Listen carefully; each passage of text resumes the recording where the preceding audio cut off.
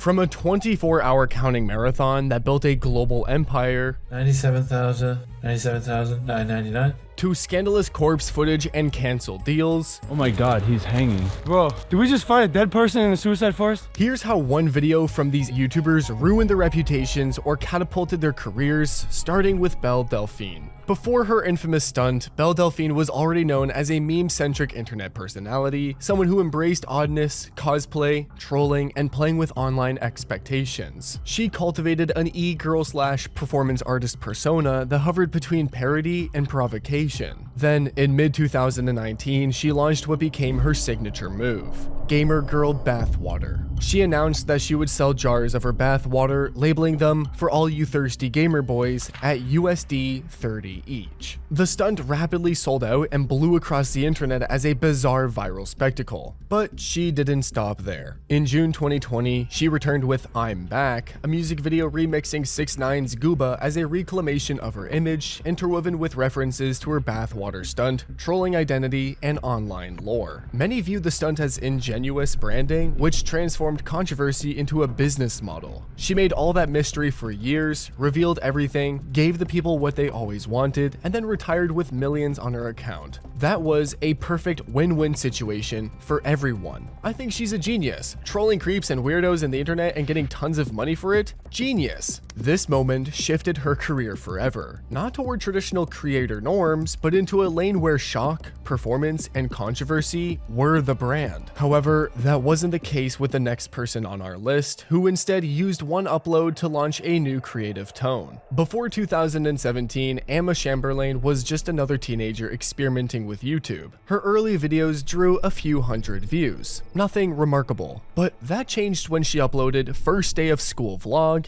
in August 2017. In that video, she filmed what most people would consider mundane: waking up late, running behind schedule, and talking to the camera with raw, self-aware humor. Okay, well, you can't tell. I go to private school, so I wear the same uniform every single day. I can't even be excited about, like, my first day of school outfit. Just when you thought that, like, going back to school couldn't get any worse, like, for me, like, I can't even, like, pick out my freaking back to school outfit. But it's okay. Do you know what? I need to be more positive about the situation. Everyone goes to school. Well, not everyone, but most people go to school. Okay, this is cool. Casually, there's just a truck.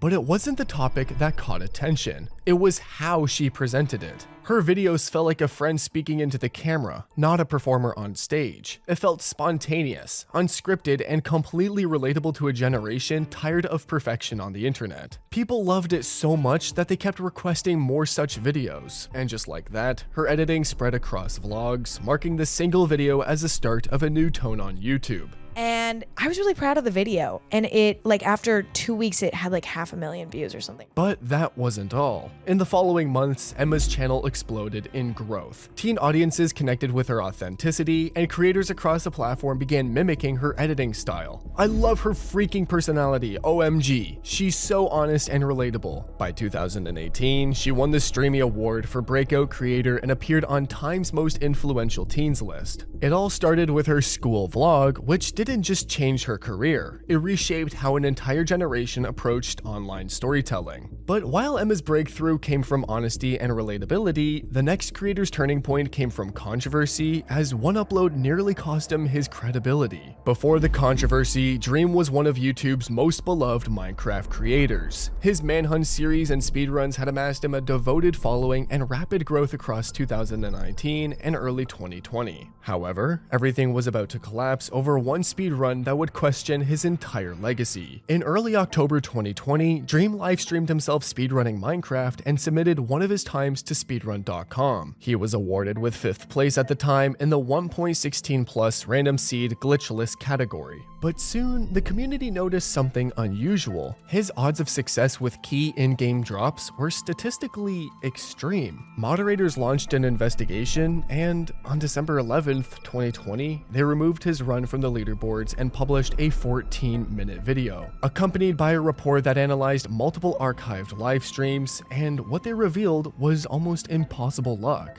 And we created this graph, which shows barters against pearl trades. Dream is just miles above anything remotely comparable or even reasonable, assuming his rates are the vanilla values.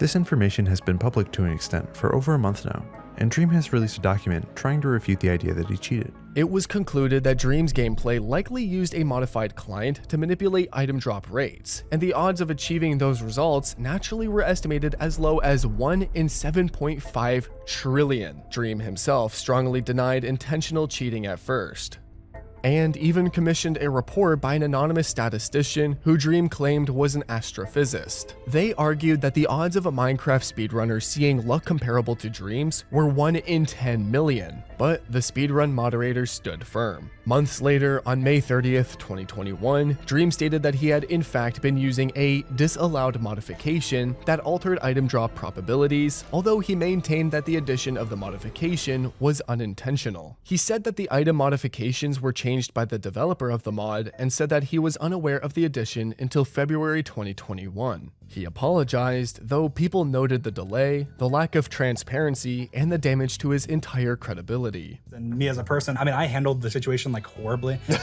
I did. Whenever it originally came out, my response was like, oh, you guys are idiots, blah, blah, blah. How do you wish that you would have approached that response? I should have shut off all my devices for a couple days and been like, okay, let me not react with emotion. Still, this one controversy didn't just tarnish a record, it shook the foundation of Dream's brand. A creator once celebrated for gaming mastery now faced ongoing skepticism from all over the Minecraft community, with some saying, Dream fell from a high place trying to escape mathematics. You know you're done for when someone pulls out the 26-page statistical analysis. But while Dream's turning point came from controversy and doubt, the next creator's moment came from kindness and creativity, proving that a single idea can rebuild faith in the internet. Ryan Trahan was known among his audience for smaller challenge videos, quirky experiments, and steady growth, but nothing that elevated him into viral superstardom. His channel had a loyal following, but he had not yet broken through the mainstream visibility. However, in 2022, Trahan launched a bold social experiment. This is a penny, and I'm going to use it across America in the next 30 days. Here's the rules. Rule number 1, all profit must come from the penny. Hey y'all, can anyone sell me a pen for this penny?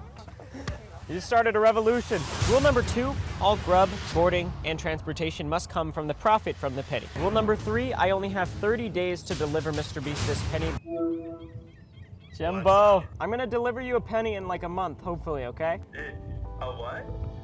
This wasn't just a solo journey. He uploaded videos daily, making viewers follow along in real time. The video series creatively showed him bartering, doing small gigs, making odd sales, and living off his minimal earnings, making every step transparent. On YouTube, the core video, I Survived on 1 cent for 30 days, attracted tens of millions of views and became the centerpiece of the campaign. By the end of the series, Trahan's campaign was a massive success, and he shared the numbers and how many families his campaign had helped. We've raised over 12 million meals for families fighting hunger. So if you're just tuning in, the entire point of this series was to raise money for Feeding America. Our original goal was 1 million meals or $100,000, but with every donation, my mind was blown and my heart was melted. We're actually now over 13 million meals raised or $1.3 million.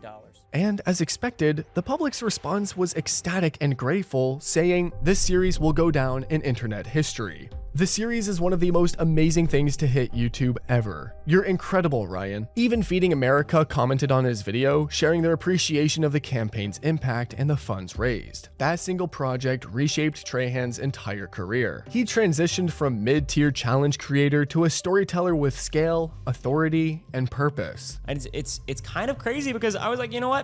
I have this idea. I can't stop thinking about it. I keep telling myself it's crazy. I shouldn't do it. No, I'm gonna do it. I'm gonna do it.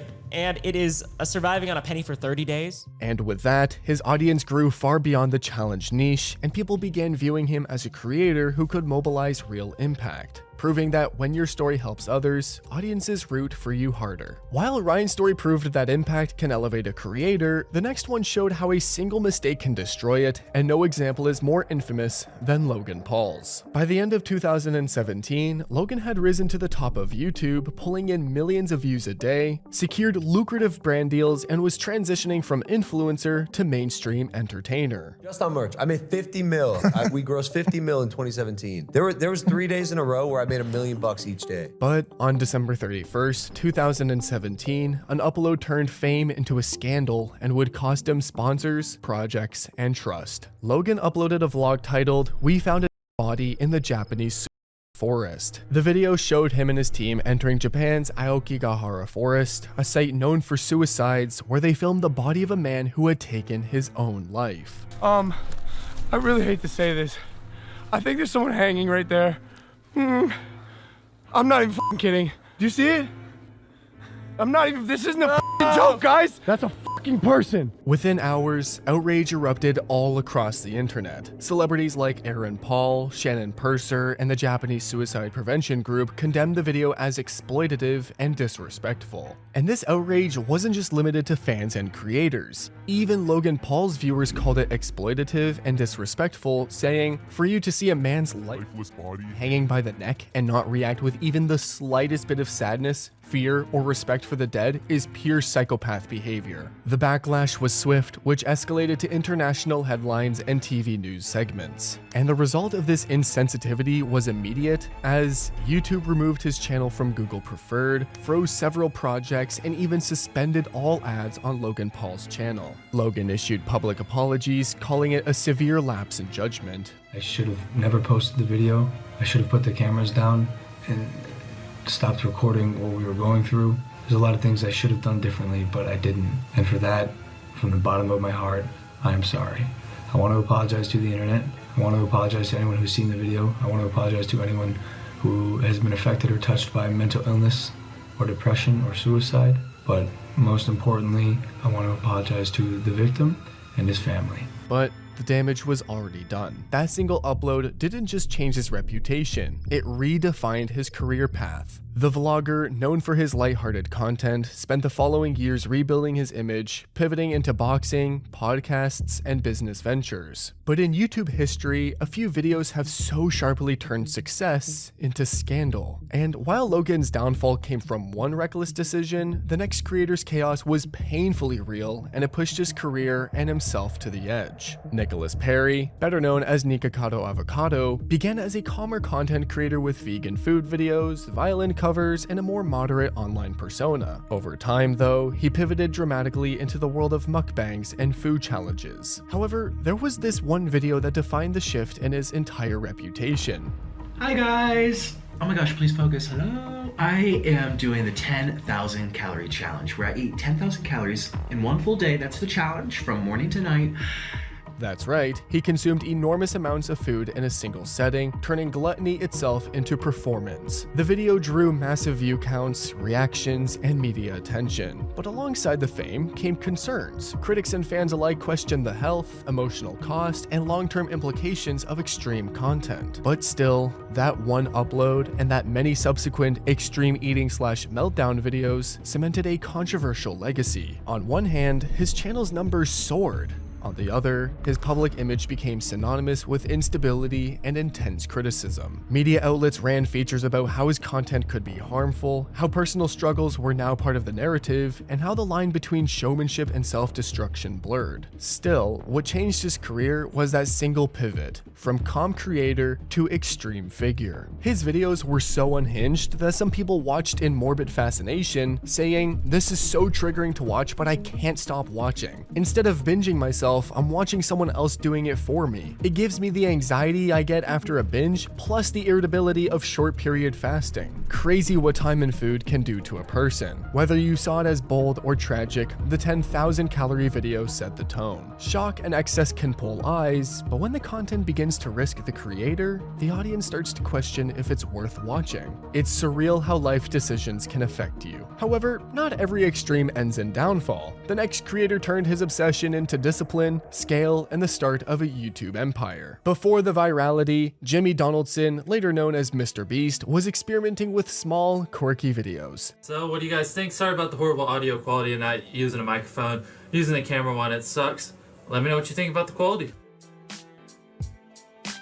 His channel had modest traction and he tried unusual concepts, but nothing had yet broken him into the upper tier of YouTube stars. Then in 2017, he uploaded I Counted to 100,000, an almost 24-hour video showing him counting non-stop up to 100,000. I'm about to count to 100,000. You don't believe me? Just watch this video. 98,005, 98,006, 98,007, 98,008, 98,009, 98,010. What seemed absurd caught the algorithm's attention. The video went viral, drawing millions of views, broad exposure, and an influx of new subscribers. And on that video, people started commenting on the sheer dedication of MrBeast, saying, "The hero we didn't know we needed. One giant leap for man, one tiny step for mankind." That one upload redefined his entire trajectory. And from there, MrBeast leaned into challenge stunts, philanthropy, large-scale spectacle, and viral generosity. He built an empire called Team Trees, Team Seas, Feastables, massive giveaways, and a brand recognized all over the world. His ability to scale attention into sustainable enterprises reshaped his career model, and the viewers couldn't help but admire the growth, saying, "This is so inspirational seeing how far he has come." This transition shows how one ridiculous idea turned into an empire out of attention. If you like this video, you'll probably enjoy the next one. And don't forget to subscribe.